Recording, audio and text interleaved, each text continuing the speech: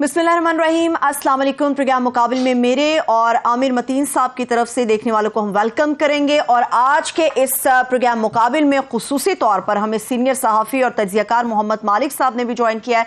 Sir, आपके भी वक्त के लिए बेहद शुक्रिया आपका। इमरान खान साहब का लॉन्ग मार्च ऐसा लगता है शायद कहीं पीछे रह गया है। पूरी कौम की नजरें सिर्फ एक ही अहम मामले के ऊपर है कि फौज की कमान कौन संभालेगा। क्या आने वाला नया आर्मी चीफ सबसे पहले सियासी नौयत के मामलात को निपटाएगा? ये अहम सवाल है जिसके ऊपर मुकम्मल डिबेट होगी, बात होगी आज के इस प्रोग्राम में। और प्रोग्राम के आखिरी हिस्से में पाकिस्तान की इकॉनमी के ऊपर बात होगी कि पाकिस्तान की मईशत इनफैक्ट किस हाल में है, आने वाले दिनों में आम आदमी की जिंदगी पर इसके क्या असरात मुरतब होंगे। आमिर साहब, मालिक साहब, डेफिनेटली आप दोनों से ही, लेकिन स्टार्ट में आपसे। मैंने कल भी आपसे पूछा था, पूरी कौम हर रोज पूछती है और सोशल मीडिया पे एक तूफान मचा हुआ है, अगला आर्मी चीफ कौन होगा? तो मालिक साहब की मौजूदगी का फायदा उठाते हैं अब हम। वो इस वक्त सूरत हाल ये है कि सारा मुल्क, जाहिर है सारी सियासत हमारी आर्मी चीफ का एक तारीख रही हुई है और उसकी अपॉइंटमेंट के इर्द सारी सियासत है, हर कोई डिस्कस कर रहा है। और जिनके पास ये जवाब होने चाहिए, फॉर एग्ज़ाम्पल ये डिफेंस मिनिस्टर ख्वाजा आसिफ साहब का क्रूशल रोल है। और अभी थोड़ी देर पहले मैं देख रहा था वो मालिक साहब के इंटरव्यू में थे, तो इसीलिए मालिक साहब था कि तो वहाँ तो इंटरव्यू कर रहे थे तो ये थोड़े से फंसे हुए थे कि इनकी जो ड्यूटी ये थी कि उनसे सवाल करना। तो हमने कहा उस पर तबसरा नहीं इनका सुन चुके, तो मैं चाह रहा था इससे तबसरा उस पर सुने। दो तीन ऑब्जर्वेशन मालिक साहब मेरी थी आज की। एक तो ये है कि ख्वाजा साहब बहुत ज़्यादा ही डरे हुए थे और बहुत ज़्यादा ही केयरफुल थे। समझ आती है, बड़ी ये हसास नौकरी है उनकी भी और ये हसास अपॉइंटमेंट भी है। ज़रा से लफ्ज़ का हेर फेर से जो है ना यहाँ तूफ़ान खड़ा हो जाता है, तो वो बड़े, मगर यही ख्वाजा आसिफ साहब हैं, वो पता है उनकी ज़ुबान नहीं संभाली जाती। बड़ी बड़ी यादगार तकरीरें उनकी जो है टीवी पे, और हम 10-20 साल से, आप और मैं 30 साल से देख रहे हैं बल्कि। मगर आज वो, आपने कहा तो नहीं मगर मुझे फीलिंग हो रही थी ये, not in so many words, कि वो डिफेंस मिनिस्टर होता है, बड़ी लशपश होती है, प्रोटोकॉल होता है, गाड़ियाँ आगे पीछे। मैं वर्चुअली ये कह रहे थे कि मैं लग रहा था ये डिफेंस मिनिस्टर नहीं है, कि डाकिया है। You didn't say it in so many words, but you almost smiled and you almost said it. मुझे लग रहा है। I think it was very candid. उन्होंने बड़ी honest answers दिए हैं, to be fair to the man. Let me phrase my question जो है, मुझे जो candid जो आप कह रहे हैं, candid अब ये उनका कहना, more or less उन्होंने ये कहा कि जनाब ये मुझसे ना ही पूछा है, ना ही पहले पूछा था, ना ही पूछेंगे। जाहिर है, of course, नहीं honest इसलिए नहीं है कि ऑफ कोर्स जो फैसला कर रहा है मियां नवाज शरीफ ने करना है, like to keep it to his chest to the last minute probably, which is a good strategy, it make sense. मगर साथ में राना सनाउल्लाह मेरा ख्याल ज़्यादा कैंडिडली कह रहे हैं कि जनाब ऑफ कोर्स इतना बड़ा है, वो सारों से मशावरत तो करेंगे। मशावरत तो पीडीएम के लोगों से भी होगी, आसिफ ज़रदारी साहब से भी होगी, मौलाना फजल रहमान से भी होगी, और बाकी टीम के मेंबर से भी होंगी, कैबिनेट से होगी, ख्वाजा आसिफ साहब से भी हुई है। ये ज़्यादा बेहतर, मेरा ख्याल ज़्यादा कैंडिड और ऑनेस्ट जवाब था कि वो ये कहें कि ऑफ कोर्स सबसे हो रही है। एक लास्टली मैं जो चाह रहा था उसमें कि मेरा ख्याल है ये बड़ी समझदारी की बात है, पिछली दफ़ा भी इन्होंने किया था कि ये जिस तरह वो कह रहे थे कि 18 नवंबर के करीब ये भेजेंगे जी, अपने नाम भेजें, और उसके बाद लास्ट मिनट तक स्ट्रेच करके 25 नवंबर जो समझ आ रही है कि आखिरी मिनट तक पहले अगर वो नाम आ जाएं और मंगवा लिए जाएं, तो वो एक इंटेंस ज़ाहिर है लॉबिंग हो रही थी। और आज ये जो ख्वाजा आसिफ साहब फरमा रहे थे कि पिछली दफ़ा हमें नहीं था होता कि जनरल राही के अलावा तमाम ही जो कैंडिडेट थे उन्होंने इनको अप्रोच किया था, तो ये भी एक तारीख रही हुई है। तो मेरा उससे बचने लिए लंबी बात होगी, मैं ये ऑब्जर्वेशन चाह रहा हूँ कि आप इस पर वहाँ कमेंट्री नहीं कर सके, यहाँ खुल के बोल सके। यहाँ पे फंसा लेते हैं। नहीं, एक जनरल साहब थे, उनका तो मैंने मैसेज खुद देखा था, दोनों भाइयों में से एक के नाम मैसेज था, और उस पर मैसेज में लिखा हुआ था कि 2-3 बार उन्होंने ट्राई किया था उनको मिलने का। फिर उन्होंने मैसेज में था कि I will come in a car with black mirrors glass, तो डोंट वरी। वो नहीं कह सकते थे, आप भी नहीं कह सकते थे, मगर मैं, एवरीबडी न्यू कि आप जनरल अली कुली की बात कर रहे हैं। नो, ये वो नहीं है। अच्छा, तो आजकल वो बड़े एक्टिव हैं, बड़े मिलिटेंट हैं, बहुत ज्यादा, वो प्रेस क्लब के बाहर बड़ा कुछ करते हैं। तो वो आई वाज क्वाइट सरप्राइज। लेकिन एक और जनरल साहब हैं जो ऐसे बड़े दबंग हैं, वो भी उसमें सिफारिशों में शामिल थे, which was surprise for me. देखिए, बात यह है कि मैं उस दिन खान साहब की स्टेटमेंट सुन रहा, जब खान साहब ने कहा कि ऑफिशियल सीक्रेट एक्ट जो है वो लगेगा प्राइम मिनिस्टर पे, मुझे थोड़ी सी हंसी भी आई कि कैसे लग सकता है जब उनको भी नहीं पता कि किससे बनना है। सो ये तो प्राइम मिनिस्टर को भी नहीं पता कि आर्मी चीफ अगला कौन है, ये सिर्फ नवाज शरीफ साहब को पता है और वो आखिरी मौके तक वो नहीं बताते। और ये जो मुशावरत है ना आमिर, आई थिंक ये मुशावरत कोई नहीं हो रही। एक रस्मन मैं आपको फ़ोन कर दूं, इनको मैं फ़ोन कर दूं कि आपका क्या ख्याल है, मुशावरत नहीं होती, वो टेम्परेचर लेना और चीज़ होती है। ये decision purely and solely Nawaz Sharif sahab की है, उन्होंने लेनी है, बिकॉज PML के अंदर एक थिंकिंग बड़ी क्लियर है कि जितना मलबा इस गवर्नमेंट का है, नेगेटिव मलबा, वो PMLN उठा रही है। की पोस्ट उनके पास है सारी, फाइनेंस मिनिस्टर उनका है, प्राइम मिनिस्टर उनका है, आप जितनी की मिनिस्ट्रीज हैं सारी PMLN के पास है। It's for all practical purposes ये एक PMLN गवर्नमेंट, कहने को PDM गवर्नमेंट है लेकिन ये PMLN गवर्नमेंट है। इसलिए ये फैसला उन्होंने प्योरली खुद करना है और इनको दो फिक्रें हैं, इसलिए they are very careful, institution भी और ये भी बाय द बुक जाने की। एक तो इनको फिक्र ये है कि अगर कोई भी चलाकी चलूकी ना करें, कोई गेम ना करें कि इसको पहले हटा दो, इसको वाइस चीफ बना दो, इसको फलाना बना दो। और ये मैं वो बातें कर रहा हूँ जो इनकी बातें हुई हैं डिफरेंट लेवल्स के ऊपर। एक मसलन के उस वक्त आजी फाइज ईसा चीफ जस्टिस होंगे नेक्स्ट नवंबर में।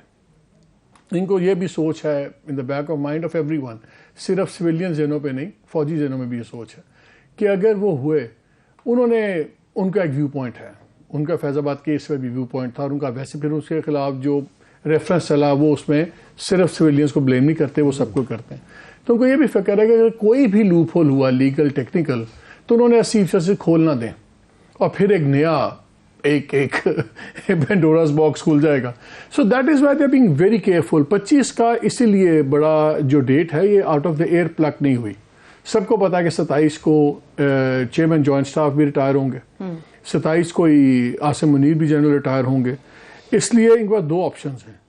अगर तो, और इसका प्रेसिडेंट है, ये नवाज शरीफ साहब के ज़माने में हुआ था कि जब आसिफ जंजुआ को आपको याद है, उनको और शमीम आलम को उनको डेजिग्नेट किया था चेयरमैन जॉइंट स्टाफ, इनको डेजिग्नेट किया था as chief of the army staff, क्योंकि जनरल हमीद गुल वाला इशू चल रहा था। बिकॉज मैं उस दिन पढ़ रहा था, असलम बेग साहब ने DO लिखा था जिसमें इनको, DO इज़ नॉट बाइंडिंग, ज़्यादा चीज़ वो आती है जब आपकी वो समरी चलती है मिलिट्री ब्रांच से और वो डिफेंस सेक्रेटरी के थ्रू आती है, तो उसमें बड़ा इशू बन गया था। तो उनको भी डेजिग्नेट कर दिया गया था, वो 4 स्टार हो गए, लेकिन उन्होंने रैंक्स अपने तब वो नवंबर में जाके बने। तो अगर हम दो बंदों के नाम ले लेते हैं ना, अगर general Asim Munir for example, जिनका टेक्निकल इशू आ रहा है, जिस तरह तो उनका भी टेक्निकल इशू था। मेरी कुछ एक्स जैक ब्रांच के लोगों से बात हुई, because I was trying to understand this issue. तो उन्होंने दो बातें समझाई। उन्होंने कहा जी एक चीज़ तो ये है, जैसे वो बात चली थी और मैंने अपने 10th को ये प्रोग्राम में भी कहा था कि एक ऑप्शन है कि आप वाइस चीफ बना दें, अगर फिर क्लियर हो जाएगा कि जी वही होंगे।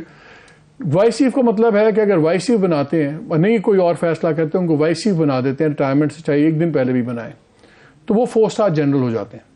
अगर वाइस चीफ अगर वो बनते हैं तो वो फिर एक 4 स्टार जनरल के साथ उनको वाइस चीफ का जो ऑफिस है जी वो आर्मी स्टाफ का, उनको 3 साल की टर्म मिल जाती है। तो फिर वो 29 को उनको अपॉइंट कर देंगे आर्मी चीफ, तो बाजवा साहब को एक दिन पहले भी नहीं छोड़ना पड़ता, तो डेजिग्नेट हो सकते हैं। दूसरा ये, अगर ये 25 को फैसला कर देते हैं और ये उसी दिन नोटिफिकेशन हो जाता है, तो even then he can take office on 29th, अगर इन दो में से है, क्योंकि 27 के बाद सीनियरिटी चेंज हो जाएगी। इस वक्त आसिम मुनीर सीनियर मोस्ट हैं, फिर हैं साहिर शमशाद, जनरल शमशाद साहब। अगर ये रिटायर हो जाते हैं तो then he becomes senior most general Sahir, and then general Azhar Abbas becomes number 2 in that sense. तो मेरा ख्याल है ये 25 तक फैसले कर लेंगे। और ये मियाँ साहब ने भी अगर CC को बताया तो जब भी तो पहले तो नहीं, मगर मालिक आपकी इजाजत से वो के एक तो ये है कि अगर किसी जगह पे ये डिसीजन हो गया कि किसको चीफ बनाना है, फिर ये टेक्निकल इश्यूज रुकावट नहीं बनती, हाँ, नहीं है, सोल्यूशन निकल आते हैं। ये डिसीजन नहीं कॉम्प्लिकेटेड है मगर आपकी बात से ये लग रहा है, और खायर साहब भी यही तासुर दे रहे थे कि एक आदमी है जिसने ये सारा डिसीजन करना है, वो नवाज शरीफ साहब है। बिल्कुल ये लग रहा है कि आपकी बात से भी, मगर जो इशारे आते हैं उससे लगता नहीं है कि ये वन वे टोटली है, कि ये सारा फैसला ज़ाहिर है इंस्टीट्यूशनल भी कुछ रिगार्ड्स करने पड़ते हैं, उनके यहाँ भी बातें चल रही हैं। एक मैं लास्ट कह दूँ, दूसरा शहबाज शरीफ साहब जब गए थे वहाँ से अलविदा 4 दिन पहले होने जा रहे थे, वो पपियाँ जफियाँ करके बस वो लग रहा था कुड़ी विदा कर रहे थे। उसके बाद वो वापस बुलाए गए, फिर एक डिस्कशन गया, तो उससे ये तासुर मिलता है कि कहीं ना कहीं से कुछ ना कुछ जो है ये बहस चल रही है। It's not just on just about Nawaz Sharif decision जो है वो भी है। लास्ट में कह दूँ कि ये इस तरह की बहसें भी चल रही हैं कि आर्मी के अंदर ये इस दफ़ा पहले इस तरह के जो फैसले होते रहे, इस तरह फ़र्क किया है। साथ में there is also a clamour for reforms in the army. Discussion जो आप भी आज कर रहे थे कि जॉइंट चीफ ऑफ स्टाफ की जो है बिल्कुल एक बेताकत किस्म का एक ऑफिसर बना दिया गया है।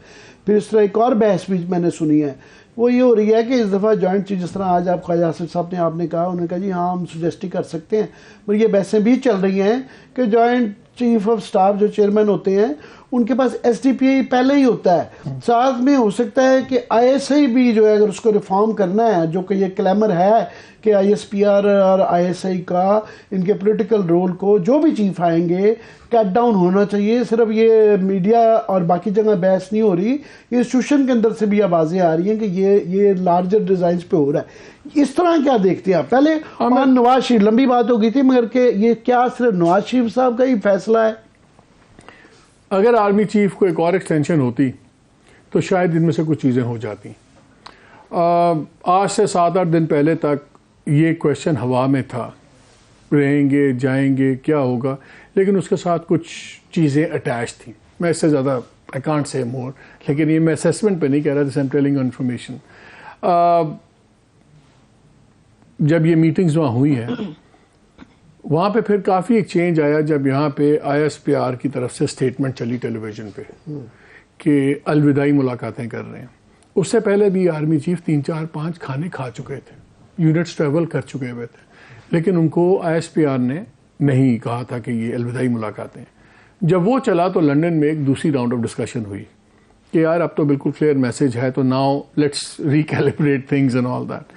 वरना उससे पहले 4 दिन आप कह रहे हैं जो मजीद दोबारा गए तो वो नहीं, अच्छा वो उनके डेलीगेशन के 1-2 लोगों से मेरी बात हो रही थी, दे वेरी सीरियसली स्वेयर कि वो कसम खाते हैं कि जेन्युइनली तबीयत बड़ी ख़राब हो गई थी। और वो तो मुझे ये कह रहे थे कि बीमारी के बाद मुलाकात पहले हुई थी, बीमारी के बाद तो होटल आके लंबे पड़े हुए थे। आई डोंट नो वल्लाह अलम, लेकिन वो ये कहते हैं, इंसिस्ट करते हैं कि ऐसी कोई बात नहीं है, और मेरा ख्याल है अगर आके बीमार हो गए हैं तो probably he was right, we don't know. लेकिन जब ये लोग प्राइम मिनिस्टर और इनका डेलीगेशन लैंड किया था, उस वक्त things were on the table, लेकिन वो लिंक्ड थी चीज़ों से। मसलन क्या इंटरिम गवर्नमेंट अगर लंबे अरसे की बनती है, कुछ 2-3 चीज़ों से लिंक थी वो चीज़ें। जब वो नहीं हुई तो वो, और दूसरा मेरा नहीं ख्याल कि जो नया आर्मी चीफ आएगा, इन्होंने आपने इब्तदाई में बात की, मैं वो उस किस्म की बात है जब अपने प्रोग्राम में भी डिस्कस कर रहा था, यही ये बड़ा ही एक अलार्मिंग डेवलपमेंट अब होगी। हम अगर अपना पास्ट देखें तो अब ये देखो कि army chiefs usually are involve into power politics, naked power politics में। 2-2.5 साल बाद जब मियाँ साहब खुद ही बम को लात मारते थे तो कुछ ना कुछ होता था, फिर वो इन्वॉल्व हो जाते थे। या आखिरी साल जब आर्मी चीफ का खुद दिल करता था कि मैं अब एक्सटेंशन करूँ, कुछ करूँ, तो तब होता था। ये पहली दफ़ा अब होगा कि फ्रॉम डे 1 जो आर्मी चीफ आएगा, जो शायद अपने इंस्टीट्यूशनल डिसीजंस बाद में ले, उसको एक बहुत बड़ा इनहेरिट करेगा पॉलिटिकल प्रॉब्लम। मियाँ साहब वगैरह अपनी जगह से नहीं हिल रहे, बिकॉज वो अफोर्ड ही नहीं करते। जो इस वक्त हाल हुआ है इकॉनमी का और उनके फैसले हैं, सब कुछ है। इमरान खान भी अफोर्ड नहीं करते पीछे हटना। अब जो नया आर्मी चीफ आएगा, वो जैसा ख्वाजा साहब ने मेरे प्रोग्राम में कहा, फौज के पास ऑप्शन नहीं है to look the other way. Economy is in the slump, सब कुछ रुका हुआ है, एक जमूद है, ये जमूद किसी ने तोड़ना है। और अगर ये नया आर्मी चीफ आते ही उसको पहला बड़ा फैसला इस किस्म का करना पड़ा। देखें एक scenario very quickly, I take 10 seconds. 2 scenarios हैं। एक सिनेरियो है आर्मी चीफ आता है, वो कहता है मैंने नहीं किसी चीज़ में पढ़ना, ये ऑप्शन है ही नहीं टेबल पे, है ही नहीं, बिकॉज आर्बिटर और की मार्केट में है ही नहीं।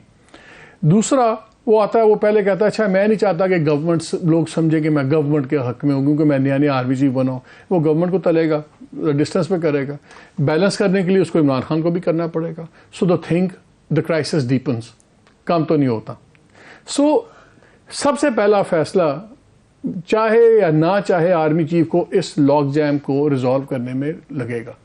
और जब एक बारी आप इतनी पावरफुल पोजीशन को इतनी बड़ी पावर गेम में शुरू में डाल देंगे क्या मेंटली आप बैरक्स में वापस जाते हैं कभी? मेरा नहीं ख्याल। ये वही जवाब आता है कि जब चीफ जस्टिस थे तो वो जब पहली बारी सुओ मोटो लेते हैं ना, तो उसके बाद फिर मुंह को सुओ मोटो का मजा लग जाता है, फिर नॉर्मल जजी नहीं होती। इसी तरह अगर as an army chief once you get into this power brokering and all that, तो मेरा ख्याल है फिर वो भी इतना, तो ये बड़ी एक खतरनाक डेवलपमेंट है जो मुझे समझ नहीं आती कि बात कहाँ जाएगी। अगर बाजवा साहब की एक्सटेंशन हो रही होती तो मुझे थोड़ा सा लगता था कि शायद कोई बैलेंसिंग आउट हो जाए, वो अपनी लेगेसी के लिए कुछ करें, बिकॉज वो वाहिद आर्मी चीफ हैं जिन पर एक गवर्नमेंट ने इल्ज़ाम लगाया, इन्होंने लगाया कि आपने इलेक्शन चुराए, दूसरे ने कहा कि आपने रजीम चेंज करवाई। So he had a lot in stake कि मैं किसी तरह कुछ बैलेंसिंग एक्ट करूं। नया बंदा बैलेंसिंग एक्ट नहीं करेगा, नया बंदा को वो करना पड़ेगा जो उसके नज़दीक ठीक है। तो ग्रे एरिया में तो नहीं, आमतौर पर फौजियों के सोल्यूशन ब्लैक एंड व्हाइट होते हैं, फ्रस्ट्रेटेड सोल्यूशंस होते हैं। सो मुझे बड़ा लेकिन खतरा लग रहा है। उस नारे का क्या? वो तो इन दो मामलात के बाद फौज तो कह चुकी है हमने अपने आप को सियासत से दूर कर लिया, हम अलग हो गए, हम इस मामले में आएंगे नहीं। वो ये जब एनडीयू के अंदर लेक्चर दे रहे थे, जो फेमस आखिरी मीटिंग थी आर्मी चीफ की, जो सपोजिटली थी सिक्योरिटी वर्कशॉप के लिए, तो उसमें हम लोग भी 8-10 एंकर्स भी बुला लिए गए थे। मुझे नहीं पता कि हम क्या कर रहे थे वहाँ, एक्सेप्ट कि हम सुन रहे थे, we were the flies on the wall. उसमें एक बात की कि जी फौज छोड़िए, लेकिन क्या करें, कंबल नहीं छोड़ता। ये नए आर्मी चीफ पर मेरे ख्याल में ऑप्शन है ही नहीं to be neutral. Neutral is a wrong word, to be not involve. कैसे आप नॉट इन्वॉल्व करेंगे? अगर आपके फौज की सारी इकोनॉमी की स्ट्रेंथ पर डिपेंड करता है, सिक्योरिटी हर चीज़ आपकी military security, social security, her cheese emanates from economic security. जो हालात हैं इसमें तो इकोनॉमिक सिक्योरिटी है नहीं। इकोनॉमिक्स की मालिक बात नहीं है, मैं आपकी बात को ही रीफ्रेज करता हूँ कि हियर इज द डिलेमा ये है कि एक तरफ आइडियल एक आर्मी चीफ का हम रोल ये मानते हैं कि वो ये पॉलिटिकल हो और पॉलिटिकल इंटरफेरेंस ना करे, पर यहाँ कोई जिस तरह अभी आपने बताया आइडियल सिचुएशन नहीं है। ये सिर्फ मामला अब आर्मी चीफ की अपॉइंटमेंट का नहीं रह गया कि ये एक पैकेज डील भी है साथ में, कि पैकेज डील ये है कि ब्रोकरिंग पावर ब्लॉक से और पॉलिटिकल पार्टीज के दरमियान बैठ के rules of the game, rules of engagement कह लें, जो मर्जी कह लें, मगर नेक्स्ट इलेक्शन का, केयर टेकर गवर्नमेंट का और ये ताकत इख्तियारात का एक let he me ask package you है। क्वेश्चन। मैं वैसे पूछ रहा नहीं मैं पूछना सारे आपके ख्याल में अगर आज इलेक्शन हो इमरान खान जीतते हैं? ये इसमें तो मेरे ख्याल ख्वाजा आसिफ साहब मान रहे थे, तो अगर 1 साल बाद इलेक्शन हो तो मेजॉरिटी की बात छोड़ दें कि वो ये कहेंगी 2/3 वो नहीं, फिर भी किसी पॉसिबिलिटी ज्यादा है गवर्नमेंट फॉर्म करने की? वैसे मालिक मैं ये इस पे पीटीआई और इमरान खान बहुत ज्यादा कॉन्फिडेंट है। मैंने बड़ा केयरफुल यूज किया, सुन लें, मैंने ये नहीं कहा कि इलेक्शन वो की मेजॉरिटी से जीते, मैंने कहा गवर्नमेंट फॉर्म करने का किसका चांस है? मैं मालिक इस पे जो है आपको बड़ा स्ट्रेट जवाब देता हूँ कि आपके क्वेश्चन पे मैं अगर आपसे ये सवाल पूछ लूँ कि आज से 7-8 माह पहले क्या सिचुएशन थी कि कोई कह सकता था कि पीटीआई की ये राइज यूं होगी और ये नून लीग की ग्राफ बिल्कुल नीचे चले जाएगा? हम 8 महीने पहले नहीं कह सकते थे। तो ये जितने कॉन्फिडेंट पीटीआई वाले या इमरान खान वाले हो रहे हैं, मगर I can't be sure about 1 year. Mine is a 2-part question ना। मैं भी I can't be sure about 1 year. लेकिन पॉसिबिलिटी जो लग रही है, आपको पता है इकोनॉमी के फंडामेंटल्स अभी चेंज नहीं हो रहे। 2 साल वो आपकी बात ठीक है कि 2 साल तक कोई भी आ जाए, तो जो मर्जी कर ले। तो ज्यादा चांस इस वक्त उसी बंदे का लगता है ना जिसने हवा बनाई हुई इंकम्बेंट्स की तो बुझानी है सबने, पॉसिबिलिटी इनकी ज्यादा है। अब आप सोचें आप नवाज शरीफ हैं और आपको ये नजर आया कि मैंने आज अगर इलेक्शन होता हूँ मैं हारता हूँ, अगर मैं अगला इलेक्शन साल बाद होता है अपने और सही टाइम पे होता है, मैं अगस्त तक गवर्नमेंट छोड़नी पड़ेगी ना, तो मैं तब भी हारता हूँ। मैं क्या चाहूँगा, क्या मैं ये नहीं चाहूँगा फिर अगर मैं इतनी हार्ड पोजीशन लूँ कि इतना ये गुमगच्छा, इतना ज़्यादा ये एक घरमस्ता मच गए कि लेट द सिस्टम फॉल। अगर मैंने 5 साल बैठना है तो मैं ये तो नहीं चाहूँगा कि 5 साल आप वज़ीर आज़म बने ताकि आप मुझे रगड़ दें 5 साल, फिर मैं कहता हूँ मैं सूट मुझे करता है कि फिर निज़ाम गिरे, आप भी बाहर बैठे, मैं भी बाहर बैठूं। मुझे यकीन है कि मेरा पार्टी स्ट्रक्चर इतना स्ट्रॉन्ग और मेरी इतनी मल्टी लेवल पार्टी है कि मैं तो 5 साल सर्वाइव कर लूँगा। मैंने पहले भी 7 साल सर्वाइव किया, मैंने सारा सर्वाइव किया। इनका रीडिंग ये है कि जो पीटीआई है, PTI is a 1 man party. अगर आप इमरान को निकाल दें तो वो नहीं करेगी और इमरान 5 साल तो विल्डरनेस नहीं सर्वाइव कर सकते। इसलिए मुझे लगता है कि जो गवर्नमेंट का रवैया है जो सख्त से सख्त तरीन होता जा रहा है कि वो कहते हैं वर्स्ट के सिनेरियो ये ना हमारी गवर्नमेंट गिरा देंगे, तो ठीक है हम भी मार्टिर्स बन जाएंगे, हम भी कहेंगे रियासत पे सियासत कुर्बान कर दी। इसलिए गवर्नमेंट ने कहीं बज नहीं करना। आप ये कह रहे हैं, मैं उसको अपने अल्फाज में कहने की कोशिश करता हूँ, correct me if I am wrong, कि इमरान मंतकी जो सोच नज़र आती है नवाज शरीफ साहब की, वो ये है कि ये अपनी हार्ड पोजीशन लेते रहें और ये आखिरी लड़ाई नहीं है। ये हम लोग जो ये समझ रहे हैं कि चीफ ऑफ आर्मी स्टाफ ही का ही तैनाती से सारे मामला नहीं है, कि ये नहीं है। इसके बाद गोल पोस्ट आगे चली जाएगी कि इलेक्शन होना है नहीं होना, उसके बाद उससे भी आगे चली जाएगी कि लेट्स से कि rules of the game, election किन कानून के तहत होगा, इलेक्शन कमिश्नर कौन होगा, उसके बाद फिर आखिरी तक रहेगी कि केयर टेकर गवर्नमेंट पे कौन आएगा। तो उस पर अगर नवाज शरीफ साहब ये रोड़े अटकाई जाएँ अनटिल एंडलेस कि somebody comes in और वो एक उनको ज़हीर है एक और वो शहादत का एक दर्जा मिल जाता है। मैं उनके साथ शहादत का एक दर्जा मिल जाता है। जो हमारे लीडर ऑफ द अपोजिशन है रियासत, मैं उनके साथ बैठ के क्यों ना इंटरिम गवर्नमेंट बनाऊं? मैं पागल हूं कि मैं इमरान खान के साथ बैठ के गवर्नमेंट बनाऊं या किसी न्यूट्रल के साथ बनाऊं? I would love to have an अगर इंटरिम गवर्नमेंट मेरी मर्जी की बनती है, अगेन द क्राइसिस डीपन्स। मैं एक वैसे समझता हूँ ये सारा मामला है लेवरेज का, कि किसके पास कितनी लेवरेज है अपना एजेंडा फोर्स करने की जो है। मैं समझता हूँ कि जो एक बहुत बड़ी गलती हम समझ रहे थे, मैं समझता हूँ सियासी गलती थी नवाज शरीफ की रेजिग्नेशन करने से और इमरान खान की असम्बलियों से रेजिग्नेशन की। वो एक किस्म का जो मौजूदा सूरत हाल में वो उनको बचा भी गई है। वो इसलिए कि शायद तीसरी एक्सटेंशन भी मेरा ख्याल हो जानी थी अगर वो असम्बलियों में होते। फिर उनके पास एक लेवरेज था कि वो शहबाज शरीफ साहब की भी हुकूमत तब्दील करवा सकते थे, क्योंकि अभी वो लेवरेज नहीं रही अनटिल अनलेस के इमरान खान पीटीआई असम्बलियों के अंदर जाएं तो वहाँ एक तब्दीली की पॉसिबिलिटी कानूनी मैं आप कन्विंस्ड हूँ कि जिस तरह पत्ते लग गए हैं, बड़ा ही क्रिटिकली इंपॉर्टेंट होगा कि नया आर्मी चीफ कौन होता है।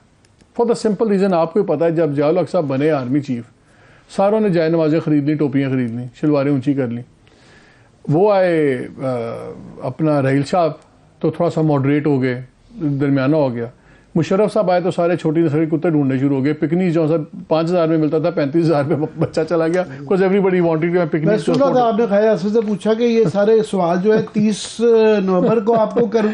नहीं, बात ये है कि फौज डायरेक्शन में देखती है चीफ के, जो चीफ बनेगा उसका फ्रेम ऑफ माइंड, उसकी पर्सनैलिटी, सब कुछ will have a direct impact आने वाले दिनों में पॉलिटिक्स में। और मेरा तो बिलीफ है, मैं कहता भी रहता हूँ, आपको पता है पॉलिटिक्स में हमेशा डिस्कस करते हैं कि कभी कोई बात फर्मली नहीं कहनी चाहिए, उल्टी गले में पड़ जाती है। मुझे हमेशा से यकीन है कि ये लॉन्ग मार्च तब तक नहीं पहुंचेगी इस्लामाबाद जब तक आर्मी चीफ अनाउंस नहीं हो रहा, बिकॉज वहां से इमरान खान साहब will be able to decide कि ये आर्मी चीफ किस तरह रिएक्ट करेगा। क्या रेड जोन इस्लामाबाद का बॉर्डर होगी, क्या होगी, क्या फौज कहाँ आएगी, कहाँ रेंजर्स आएंगे। आप इस स्ट्रेटेजिक डिसीजन के ऊपर आपको टैक्टिक्स समझ आएंगे। सो आई थिंक सारा जो चीज़ रुकी हुई है वो है कि आर्मी चीफ कौन। देखें, पर्सनैलिटीज़ देख लें। आसिम मुनीर की एक पर्सनैलिटी, आप उनके लोगों से बात करें आर्मी में, वो कहते हैं हमेशा से इज़ वेरी लाउड एंड इसलिए आप कर लेते हैं कि अखबारात में अब तो एडजेक्टिव्स के साथ छपना शुरू हो गया है कि फलाना रिजिड है, फलाना पीपल मैं बता रहा हूँ आदमी है। साहिर शमशाद साहब की पर्सनैलिटी और है। Azhar is general Azhar is a very quite man, very professional everything. उनका मोस्ट ए पॉलिटिकल टाइप उनको समझा जाता है। तो ये जो लोग हैं बड़ा ही पॉलिटिकल इसका इम्पैक्ट होगा। Personalities always make a difference. Imran Khan की पर्सनैलिटी है, उसकी वजह से उन्होंने सबको मुसीबत भी डाली है। अपने आप को तो जो डाली सो डाली, दूसरों को उससे ज्यादा डाली भी है, because he is an aggressive front line पे खेलने वाला। बुनियादी सवाल तो घूम फिर के यही वाला आ जाता है कि आया कि ये सिर्फ चीफ की तैनाती होगी कि ये एक पैकेज डील है कि जो इस वक्त मुलाकातों की बातें सुनते हैं हम कि फलाना फलाने से कोशिश कर रहा है या मुलाकात। मेरा ख्याल है ट्रिगर होगा, मेरा ख्याल है आइंदा आने वाली चीज़ों का बड़ा एक पिवटल क्रिटिकल ट्रिगर होगा कि कौन अपॉइंटमेंट होती है। उसके बाद एक नई डायनामिक, उसके साथ ये पैकेज डील नहीं आएगा इलेक्शन का। ये अभी गुफ्तगू जो है ना दिलचस्प मरहले में दाखिल हो गई। एक छोटी सी ब्रेक से वापस आके यहीं से कंटिन्यू करेंगे। हमारे साथ रहिए।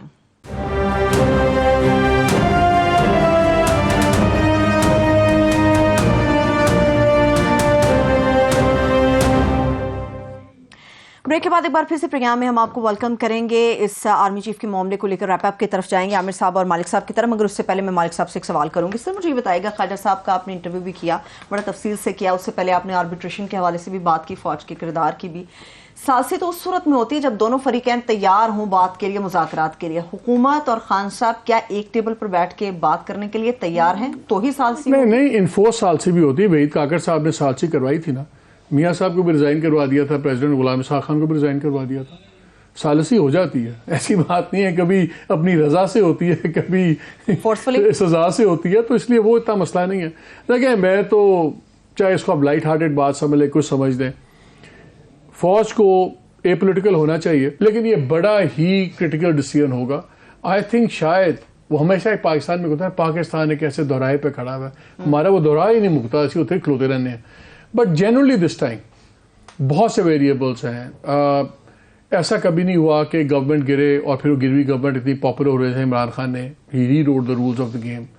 कोई इस तरह फौज के साथ सीधा नहीं हुआ और फौज ओपनली इस तरह खुली सीधी नहीं हुई जिस तरह इस मामले में हुआ है। दूसरी तरफ हमने इस तरह एक गवर्नमेंट का नो वोट ऑफ कॉन्फ्रेंस से गिरते हुए और फिर फौज का टोटल हमदर्दियाँ दूसरे जाते, ये भी हमने नहीं देखी। They have been too many changes. जैसे आमिर कह रहे थे 6 माह पहले कौन सोच सकता था कि इमरान खान प्राइम मिनिस्टर नहीं होंगे, और नहीं प्राइम मिनिस्टर नहीं होंगे, और जिनको 3.5 साल लगड़ा दिया इंस्टीट्यूशन ने वो वापस पावर में होंगे, वो सबकी सजाएं खत्म होंगी, केसेस खत्म होंगे, नैब लॉज चेंज हो जाएंगे। Nobody could have imagined, everything is in a spin. और तमाम चीजों में सिर्फ एक ही हर चीज, अब कहते हैं ना ऑल रोड्स लीड टू रोम, यहां ऑल रोड्स लीड टू पिंडी। इसलिए अब शायद ये इतनी क्रिटिकल इंपॉर्टेंट होगी ये पोस्टिंग कि इसका पॉलिटिक्स से बहुत गहरा ताल्लुक है। So I think it's more important than ever. Wrap up की तरफ जाएंगे, मगर नवाज शरीफ साहब का मुस्तकबिल, जितने भी उन्होंने आर्मी चीफ तैनात किए थे, हमने सबने देखा आमिर साहब, वो कुछ ज्यादा ताबनाक नहीं है। उनके जितने भी फैसले आर्मी चीफ के लेकर सामने आते रहे, उनके नहीं बिल्कुल रहे, मगर एक जो एग्जाम्पल मालिक साहब ने दिया 1993 वाला, बहुत हालात मुख्तलिफ हैं। उस वक्त जो है वो ज़ाहिर है उनकी गवर्नमेंट डिज़ोल्व हुई, फिर अदालत में मुकदमा चला, गवर्नमेंट उनकी रिस्टोर हो गई, जो एक मुख्तलिफ फैसला था, जो पहले फैसले आते रहे हैं। और वहाँ पे उस ज़माने में सदर के इख्तियारात बहुत डिफरेंट थे। 58(2) भी एग्जिस्ट करता था, जो कि बाद में वो इख्तियारात सदर के ले लिए गए, और वो तनाजुर भी बिल्कुल मुख्तलिफ था। तो इसमें ये मेरे पास तो जवाब नहीं, मगर क्वेश्चन ही सबसे बड़ा ये है कि जो एक सी गैप है, ओशनिक गैप है कि पीडीएम में और इमरान खान में, उसके पास किसके पास कितना लेवरेज है अपना एजेंडा या अपनी डिमांड्स को एक्सेप्ट करवाने का। इमरान खान ज़ाहिर है चाहेंगे कि इस तैनाती के साथ जुड़ा हो कि अगली इलेक्शन की डेट आए और रूल्स ऑफ द गेम को भी डिसाइड करे। मगर ये बिल्कुल मालिक साहब ने सही कहा है कि ये जिस तरह all roads lead to Rome, all eyes are set on his long march, कि ये उसके ज़रिए कितना लेवरेज क्रिएट कर पाते हैं जिसके साथ बाकी स्टेक होल्डर्स को टेबल पे ला के ये फैसला करवा सकें। हालांकि बड़ी गर्दिश में खबरें चल रही हैं, फलाना फलाने से मिल रहा है, मगर सारी eight the end of the day it's all about your leverage, कि आपका लेवरेज क्या है, आपके पास वो वसाइल या वो ताकत वो कहाँ कितनी है जिससे कि आप मजबूर कर सकें बाकी स्टेक होल्डर्स को कि मेरे मफादात के मुताबिक आप चलें। सही है सर, इस पे मजीद को बात करेंगे। मैं आपको कहते कि हम हर वक्त ना वो एक ढूंढ रहे होते हैं इस्लाम के खिलाफ सहूनियत की साजिश हर बात में। मेरा ख्याल है कि हम एक चीज़ इग्नोर कर देते हैं और वो सबसे इंपॉर्टेंट है, पर्सनैलिटीज मैटर, कि आप किस किस्म का आप इंसान है, किस किस्म के आप, कितने दलेर हैं, कितने एग्रेसिव हैं, कितने क्या हैं। जरदारी साहब हमेशा पानी की तरह हैं, वो एक रास्ता बनाते हैं। इमरान बुलडोज़र हैं, वो टकराते हैं आकर, वो पहाड़ तोड़ के अपना रास्ता बनाते हैं, वो पानी की तरह बह जाते हैं। मियाँ साहब जो हैं वो कभी पहाड़ी पर चढ़ जाते हैं, कभी पानी बना देते हैं, कहीं बुलडोज़र चला देते हैं। अब ये मिक्स है। मौलाना साहब इन तीनों के पीछे पीछे चलते हैं, जहाँ रास्ता बने उसमें से गुजर जाते हैं। So at the end of the day 3-4 personalities players की हमें पता है, हमें नए आर्मी चीफ की पर्सनैलिटी नहीं पता। और वहां भी पर्सनैलिटी मैटर्स। हाँ, वहाँ मैटर्स। सो अब देखना ही है कि क्या होगा। सो चलिए, ये इंटरेस्टिंग तो सियासी अदम इस्तेहकाम के ऊपर हमने बात करी, मुआशी अदम इस्तेहकाम भी है, उसको किस तरह से सॉर्ट आउट किया जाएगा, कैसे वो हल होगा, उस पर बात करने के लिए सीनियर सहाफ़ी शहबाज राना साहब हमारे साथ मौजूद हैं, जो मईशत की हालिया सूरत हाल और आने वाले दिनों के हवाले से कुछ पेशगोइयां हमारे सामने रखेंगे। वो टू यू आमिर साहब। जी, शहबाज राना साहब जो है ही नीड्स नो इंट्रोडक्शन, जो है इकोनॉमी में भी बड़ी नज़र रखते हैं और बहुत ज़्यादा इनको सीरियस मामला पे सुना जाता है, हम भी सुनते हैं। शहबाज, आप, मैं और मालिक और हम सरवत आगे ये बहस कर रहे थे कि ये ज़्यादा से ज़्यादा जो मौजूदा गवर्नमेंट है ये नवंबर तक ही एक्सटेंड करेगी ना, अगले साल तक, ये अगर बहुत एक्सटेंड करे 1 साल होगा इनके पास। तो क्या 1 साल में अभी जो इकोनॉमी के हालात हैं, महंगाई के हालात हैं, बेरोज़गारी के हालात हैं, एनर्जी के हालात हैं, तो ये फंडामेंटल्स जो हैं 1 साल में कोई, अगर 1 साल इनको मिल जाता है तो कितने की तब्दीली उसमें ला सकेगा ये या कोई भी? जी, बिस्मिल्लाहिर्रहमानिर्रहीम। पहले तो आप दोनों का शुक्रिया। मैं सिर्फ एक कमेंट ऐड करना चाहूँगा मालिक साहब की इजाज़त से। उन्होंने कहा कि जी आर्मी चीफ जो होना चाहिए उसकी सियासी सोच होनी चाहिए। मैं इसमें सिर्फ ये ऐड करूँगा, फिर उसमें एक और भी क्राइटेरिया शामिल कर लें कि मुआशी भी थोड़ी सी सोच होनी चाहिए और अंडरस्टैंडिंग होनी चाहिए, क्योंकि आपका लाइन ऑफ कंट्रोल के ऊपर आपका सीज फायर हो गया है। अफगानिस्तान के साथ हमने अपनी मर्जी का कोशिश किया वहाँ पे सेटलमेंट हो जाए, तो इकॉनमी ऐसी है जो ना तो प्राइम मिनिस्टर साहब के काबू में आ रही है, ना फाइनेंस मिनिस्टर के, और ना ही अभी तक आर्मी चीफ के काबू में आई है। तो ये क्राइटेरिया थोड़ा सा इसको एक्सपेंड कर लेते हैं। Coming back to your question, देखिए 3 बड़े अहदाफ थे इसहाक डार साहब के कि वो महंगाई में कमी करेंगे, नंबर 2 शरह सूद में वो देखेंगे कि उसमें अगर कमी हो सके, बिजनेस को वो सपोर्ट करना चाह रहे हैं। वो कह रहे थे कि जो एक्सचेंज रेट है आपका, जो रुपए की कदर है, उसमें इंटरवेंशन हो सकती है without throwing money into the market. तो अगर अभी आप उनके जो अभी तक का जो टाइम गुजरा है तो आप देखें इसमें उनको कोई खास कामयाबी नहीं हुई। शरह सूद वहीं पे खड़ी हुई है, एक्सचेंज रेट जो उनकी ख्वाहिश है कि 200 रुपए से नीचे आ जाए, वो नीचे नहीं आ रहा। जो वाशिंगटन वो गए थे वहां पे उनको ये बड़ा वाज़ेह पैगाम दिया गया कि मार्केट बेस्ड एक्सचेंज रेट होगा। जब हमने फ्लड्स के ऊपर जो डोनर्स की रिपोर्ट थी वो लॉन्च की तो वर्ल्ड बैंक की तरफ से हमें वाज़ेह तौर पर कहा गया कि फ्लेक्सिबल एक्सचेंज रेट जो मार्केट बेस्ड है वो चलेगा। तो इसका मतलब ये हुआ कि जो हम एक रिलीफ एक्सपेक्ट कर रहे थे पेट्रोलियम मसनूआत की कीमतों में, बिजली की कीमतों में, और जो इम्पोर्टेड इन्फ्लेशन होती है पाकिस्तान में, उसमें वो आपको नज़र नहीं आ रहा। गोइंग फॉरवर्ड जो अभी विंटर जो मौसम शुरू हो गया है, बर्फबारी भी कुछ इलाकों में हो गई है, इस्लामाबाद में भी बारिशें हो रही हैं और मुल्क के बाकी हिस्सों में। अब आपका जो अगला क्राइसिस आएगा वो गैस का आएगा। गैस के क्राइसिस का इनके पास सोल्यूशन नहीं है। एक सेक्टर को बंद करेंगे, दूसरे को चलाएंगे, जिसको बंद करेंगे वो चीखेगा। तो हुकूमत की जो रेपुटेशनल इश्यूज हैं वो और ज्यादा एग्रेवेट हो जाएंगे। इनके पास अभी तक जो पैसों का है वो पूरा इंतजाम नहीं है। मतलब ये इसका कि जो हमने गैर मुल्की अदाइयाँ करनी है हम वल्नरेबल है। उस वल्नरेबिलिटी की वजह से ये वर्ल्ड बैंक के ऊपर भी इनकी डिपेंडेंसी रहेगी, इनकी IMF के ऊपर भी डिपेंडेंसी रहेगी। इसका मतलब ये हुआ कि को बहुत मेजर रिलीफ अगर हुकूमत ये देना चाहे तो नहीं दे सकेगी। आज ही का फैसला ले लीजिए एक सादी राब्ता कमेटी आप का। ये कह रहे हैं कि मैं आई रीफ्रेज योर असर्शन कि आप ये कह रहे हैं कि 1 साल में जो मैंने सवाल पूछा था कि फंडामेंटल्स में नहीं नज़र आता कि ये कोई मेजर तब्दीली कर सके। नेक्स्ट क्वेश्चन ये है कि नज़र आ रहा है कि इसहाक डार जो मिफ्ता इस्माइल को चेंज किया गया है, ये इकॉनमी के ऊपर पॉलिटिकल डिसीजन करना चाह रहे हैं कि फौरी तौर में चाहे जो भी इसके नेगेटिव असरात होंगे वो केयर टेकर गवर्नमेंट को या आइंदा आने वाली गवर्नमेंट को ट्रांसफ़र हो जाए, इनका वक्त अच्छा गुजर जाए। इसमें 2 क्वेश्चन हैं। एक तो क्या IMF के साथ जो डील्स की हुई हैं वो एक कोई स्टेज आएगी जिसके ऊपर वो चीखेंगे कि जनाब ये देखें हमारे साथ आप सब्सिडीज़ पे बाकी चीज़ों पे ये बातचीत करके गए हैं। एक दूसरा ये कि ये डिपेंड करता है कि केयर टेकर गवर्नमेंट ने कब आना है। क्या वो 3 माह का पॉलिटिकल डिसीजन मेकिंग होगी या वो 1 साल की डिसीजन मेकिंग होगी? इसका तो ना इसहाक डार साहब को पता है ना हमें पता है और मेरा ख्याल किसी को भी नहीं पता हालात क्या होंगे। देखिए अमीर मतीन साहब, जो IMF के ऑब्जेक्शंस हैं, जो उनका चीखना है वो ऑलरेडी शुरू हो चुका है। जो हमने रिवाइज एक स्केड्यूल IMF के साथ एग्री किया था, उसके तहत जो पाकिस्तान की इकोनॉमी का 9वां रिव्यू होना था वो 3 नवंबर को कंप्लीट होके IMF बोर्ड से अप्रूव होना था। मतलब ये कि हमें $1.1 अरब की जो किस्त है वो आज तक मिल जानी चाहिए थी। अभी तक एज ऑफ टुडे हमारी जो उसकी डेट्स हैं विजिट की वो ही तय नहीं हुई। क्यों नहीं हुई? जो IMF का सबसे बड़ा इतराज आया है वो 2 चीज़ों के ऊपर आया है। एक अदर देन कि जो हमने उनसे कमिटमेंट्स किए बिजली की कीमतों में उस तरीके से इजाफा नहीं कर पाए। जो इतराज है उनका कि आपने एक्सपोर्टर्स को किस मद में इतनी बड़ी सब्सिडी दे दी। नंबर 1 जो इसहाक डार साहब ने 100 अरब रुपए का आपको पता है उसका अनाउंसमेंट की हुई है। दूसरा जो एग्रीकल्चर पैकेज है ये कहां से आ गया? फिर ओवर एंड अबव वो कह रहे हैं कि जो सैलाब का नुकसानात है उसको बजट के ऊपर इंप्लीकेशंस क्या है। तो ये तो इनके जो डिफरेंसेस IMF के साथ वो तो ऑलरेडी आ चुके हैं।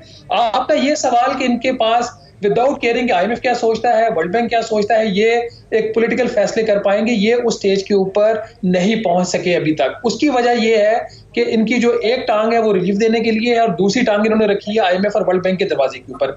ना ये इधर के हैं ना ये उधर के हैं। उसका नुकसान ये हो रहा है ना ये पूरी रिलीफ दे पा रहे हैं और ना ही IMF के प्रोग्राम के अंदर ये रह रहे हैं।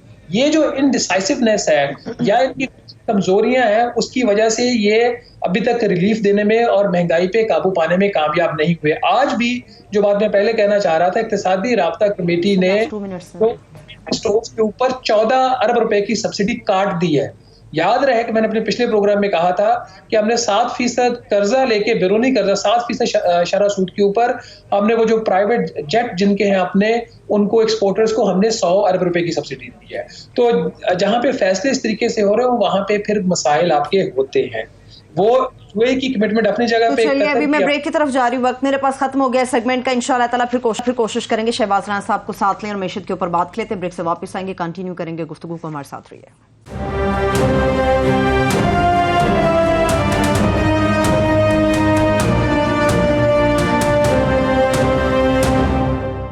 Welcome back. मैशत से मुतालिक कुछ चीजें अधूरी रह गई थी, वेलकम बैक करेंगे। शहबाज राना साहब अगेन हमारे साथ मौजूद है। जी मालिक साहब। शहबाज वेरी क्विकली, टाइम थोड़ा है, 2 बातों के सवाल दे दें। एक तो ये जो बैंक्स के ऊपर इंक्वायरी शुरू हुई थी, 8 बैंक्स, फिर अब इन्होंने कहा कि जी वो बैंक्स की तादाद बढ़ गई है। प्रैक्टिकली कुछ होगा? क्योंकि इनका नेशनल बैंक भी बीच में शामिल था। ये तो नेशनल बैंक की अकाउंटेबिलिटी नहीं कर सके, बाकियों की क्या करेंगे? बड़े स्ट्रॉन्ग ग्रुप्स हैं, क्या उस पर कुछ होगा? और जिस तरह आपने बात की फ्री फ्लोट होगा, तो ये तो बड़ी इन्होंने कहा था जी मेरा 180 to 200 है डॉलर मेरे नज़दीक डार साहब ने। तो ये तो फिर टोटली डार साहब की इकोनॉमिक्स फेल हो जाएगी करेंसी पे। करेंसी को कहाँ जाता देख रहे हैं आप? मालिक साहब जो डार साहब फरमा रहे हैं ना कि 180 से 200 के दरमियान जो रेट होना चाहिए, वो गलत बात नहीं कर रहे।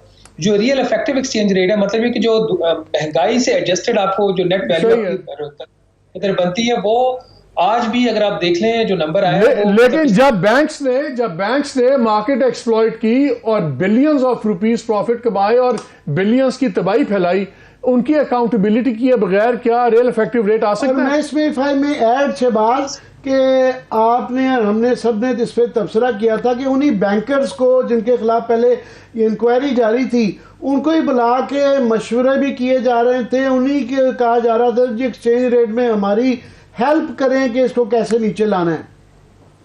जो गवर्नर से मैंने बात की थी लास्ट वीक, वो एक स्टैंडिंग कमेटी की मीटिंग में आए थे और कल भी उन्होंने ये बात दोबारा कही कि इस महीने वो कंक्लूड कर लेंगे।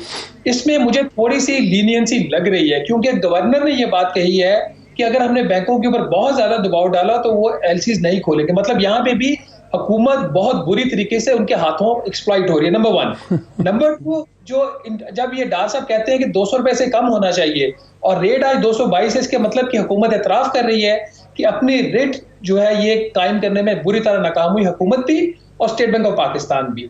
दूसरा जो इससे सबसे बढ़कर चैलेंज है, इसके ऊपर हम कम बात करते हैं, इंटरबैंक में तो 222 है, ओपन मार्केट का रेट 230 है, पेशावर में रेट 240 रुपए है।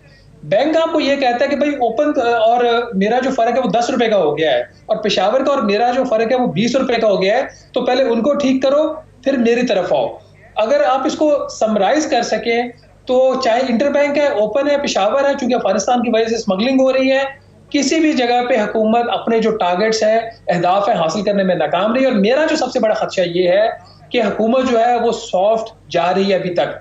ये कोशिश जरूर करेंगे कुछ ना कुछ उनके ऊपर जुर्माने लगा दिए जाए। एज ऑफ टुडे जब आप और मैं बात कर रहे हैं, एक भी रुपए का उनके ऊपर जुर्माना नहीं लगा। ये जितना बड़ा इशू था, डार साहब खुद फरमा चुके हैं, 8 बैंकों का तो चलो 27-28 अरब रुपए मुनाफा है। जो बाकी बैंक्स हैं जिनकी बात करते हैं कि हमने एक्सपेंड कर दिया है, टोटल मुनाफा डार साहब के बकौल उन्होंने 50 अरब रुपए से ज्यादा कमाया है। तो क्या फिर हम बांग्लादेश का मॉडल नहीं कर सकते थे? क्या इन बैंकों के जो ट्रेजरार्स हैं उनको हम सैक नहीं करवा सकते थे, नौकरियों से नहीं निकलवा सकते? ये कौम की तकदीर से खेले हैं। आपके फ्यूल कॉस्ट एडजस्टमेंट में जितनी आपकी बिजली महंगी हो रही है, मतलब जो हुकूमत कह रही, उसका सबसे बड़ा उसकी जो बेट है वो इस चीज के ऊपर है कि वो महंगाई काबू करके इमरान खान साहब की जो पॉपुलैरिटी की वेव है उसको वो शिकस्त देगी। वो अभी तक अपने कोर अहदाफ हासिल नहीं कर पाई, बावजूद इसके कि साग डार साहब जैसे जो उनके माने हुए जो शख्स हैं, जो इकोनॉमी के जार समझे जाते हैं, वो आए और मामला नहीं चल रहे। मालिक साहब एक चीज आप देखिएगा पॉलिटिकल साइड की है, डार साहब इस दफा अनलाइक पास्ट वो जो इक्तदार है, वो पावर है और अथॉरिटी है, वो शेयर करके वो अपना इस वक्त वो निजाम चला रहे हैं। ये माजी में ऐसा होता नहीं था। ये चेक करने वाली बात है कि उन्होंने अपनी पावर क्यों शेयर की हुई है कुछ लोगों के साथ। किससे शेयर कर रहे हैं? किससे शेयर कर रहे हैं? डार साहब ने तो कोई चीज शेयर नहीं की, किससे शेयर कर रहे हैं? SAPM ऑन फाइनेंस आ गए तारिक बाजवा साहब, SAPM ऑन रेवेन्यू आ गए तारिक पाशा साहब, और उनकी कंसल्टेशन से ये बहुत सारे मामला इस पर चल रहे हैं। इंशाअल्लाह ताला इसके ऊपर फिर डिटेल के साथ बात होगी। बहुत शुक्रिया शहबाज राना साहब, आमिर साहब आपका शुक्रिया, खासतौर पे मोहम्मद मालिक साहब का बेहद शुक्रिया हमें और लिए उन्होंने वक्त निकाला। मुझे इजाजत, इतना बहुत सा ख्याल रखिए, खुदा हाफिज़।